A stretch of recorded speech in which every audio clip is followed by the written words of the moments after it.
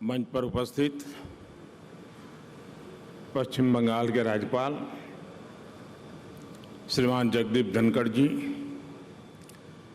केंद्र सरकार में मेरे सहयोगी मंत्री श्री धर्मेंद्र प्रधान जी, देबाश्री चौधरी जी, सांसद दिव्येंदु अधिकारी जी, विधायक तापसी मंडल जी, भाइयों और बहनों, आज पश्चिम बंगाल सहित समूचे पूर्वी भारत के लिए एक बड़ा महत्वपूर्ण अवसर है।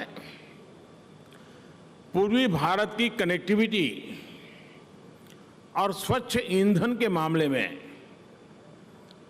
आत्मनिर्भरता के लिए आज बहुत बड़ा दिन है।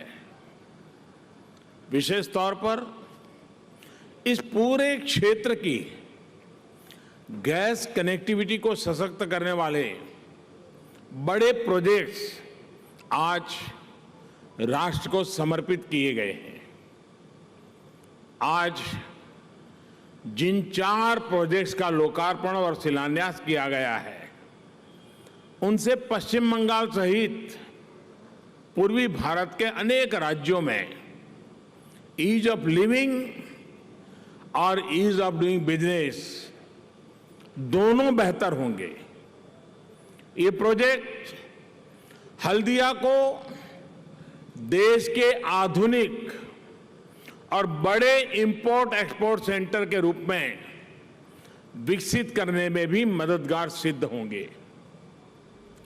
साथियों, गैस आधारित अर्थव्यवस्था आज भारत की जरूरत है। One nation one gas grid इसी जरूरत को पूरा करने का एक महत्वपूर्ण अभियान है। इसके लिए पाइपलाइन नेटवर्क के विस्तार के साथ साथ नेचुरल गैस की कीमतें कम करने पर भी फोकस किया जा रहा है। बीते सालों में ऑयल और गैस सेक्टर में कई बड़े सुधार भी किए हैं। हमारे इन प्रयासों का परिणाम है कि आज भारत पूरे एशिया में गैस की सबसे ज्यादा खपत करने वाले देशों में शामिल हो गया है। इस साल बजट में देश ने स्वच्छ और सस्ती ऊर्जा के लिए हाइड्रोजन मिशन की भी घोषणा की है, जो क्लीन फ्यूल के अभियान को सशक्त करेगा। साथियों, 6 साल पहले जब देश ने हमें अवसर दिया था, तो विकास की यात्रा में पीछे रह गए पूर्वी भारत को विकसित करने का एक प्रण लेकर हम चले थे। पूर्वी भारत में जीवन और कारोबार के लिए जो आधुनिक सुविधाएं चाहिए, उनके निर्माण के लिए हमने एक के बाद एक अनेक कदम उठाए। रेल हो, रोड हो, हवाई अड्डे हो, जलमार्ग हो, पोर्ट हो, ऐसे हर सेक्टर में काम किया गया। इस क्षेत्र की सबसे बड़ी समस्या ये पारंपरिक कनेक्टिविटी का अभाव तो था ही, गैस कनेक्टिविटी एक बहुत बड़ी दिक्कत थी।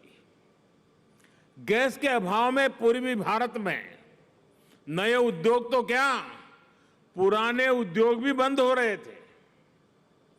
इसी समस्या को दूर करने के लिए पूर्वी भारत को पूर्वी बंदरगाहों और पश्चिमी बंदरगाहों से जोड़ने का फैसला लिया गया। साथियों, प्रधानमंत्री ऊर्जा गंगा पाइपलाइन इसी लक्ष्य के साथ आगे बढ़ रही है। आज इसी पाइपलाइन का एक और बड़ा हिस्सा जनता की सेवा में समर्पित हो चुका है। लगभग 350 किलोमीटर की डोभी दुर्गापुर पाइपलाइन बनने से पश्चिम बंगाल के साथ साथ बिहार और झारखंड के 10 जिलों को सीधा लाभ होगा। इस पाइपलाइन को बनाते समय करीब 11 लाख मैंडेज का रोजगार यहां के लोगों को मिला है। अब जब ये पूरी हो गई है तो इन तमाम जिलों के हजारों परिवारों के किचन में पाइप से सस्ती गैस पहुंच पाएगी। सीएनजी आधारित कम प्रदूषण वाली गाड़ियां चल पाएगी। इसके साथ साथ इससे दुर्गापुर और सिंदरी के खाद कारखाने के लिए भी गैस की निरंतर सप्लाई संभव हो पाएगी। इन दोनों कारखानों की ताकत बढ़ने से रोजगार के नए अवसर बनेंगे और किसानों को पर्याप्त और सस्ती खाद मिल पाएगी। मेरा गेल और पश्चिम बंगाल सरकार से आग्रह रहेगा कि जगदीशपुर हल्दिया और बोकारो धामरा पाइपलाइन के दुर्गापुर हल्दिया जंक्शन को भी जल्द से जल्द पूरा करने का प्रयास करें। साथियों, नेचुरल गैस के साथ साथ इस क्षेत्र में एलपीजी गैस के इंफ्रास्ट्रक्चर को मजबूत करने के लिए लगातार काम चल रहा है। यह इसलिए जरूरी है क्योंकि पूर्वी भारत में उज्ज्वला योजना के बाद एलपीजी गैस की कवरेज काफी अधिक बढ़ गई है, जिससे डिमांड भी बढ़ी है। उज्ज्वला योजना के तहत पश्चिम बंगाल में करीब 90 लाख बहनों बेटियों को मुफ्त गैस कनेक्शन मिला है। इनमें से भी 36 लाख से ज्यादा एसटी और एससी वर्ग की महिलाएं हैं। वर्ष 2014 में पश्चिम बंगाल में एलपीजी गैस की कवरेज सिर्फ 41% थी। हमारी सरकार के लगातार प्रयास से अब बंगाल में एलपीजी गैस की कवरेज 99% से ज्यादा हो गई है।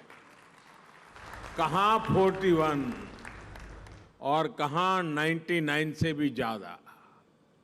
इस बजट में तो देश में उज्ज्वला योजना के तहत 1 करोड़ और मुफ्त गैस कनेक्शन गरीबों को देने का प्रावधान किया गया है। इस बढ़ती डिमांड को पूरा करने में हल्दिया में बनाए एलपीजी इंपोर्ट टर्मिनल बहुत अहम भूमिका निभाएगा। पश्चिम बंगाल, उड़ीसा, बिहार, झारखंड, छत्तीसगढ़, यूपी और नॉर्थ ईस्ट के करोड़ों परिवारों को इससे सुविधा मिलेगी। इस सेक्टर से 2 करोड़ से ज्यादा लोगों को गैस सप्लाई मिलेगी। इनमें से करीब 1 करोड़ उज्ज्वला योजना के ही लाभार्थी होंगे। साथ ही इससे सैकड़ों रोजगार यहां के नौजवानों को मिलेंगे। साथियों, क्लीन फ्यूल को लेकर अपनी प्रतिबद्धता को पूरा करने के लिए आज यहां BS6 फ्यूल बनाने वाले प्लांट की कैपेसिटी को बढ़ाने का काम भी शुरू किया गया है।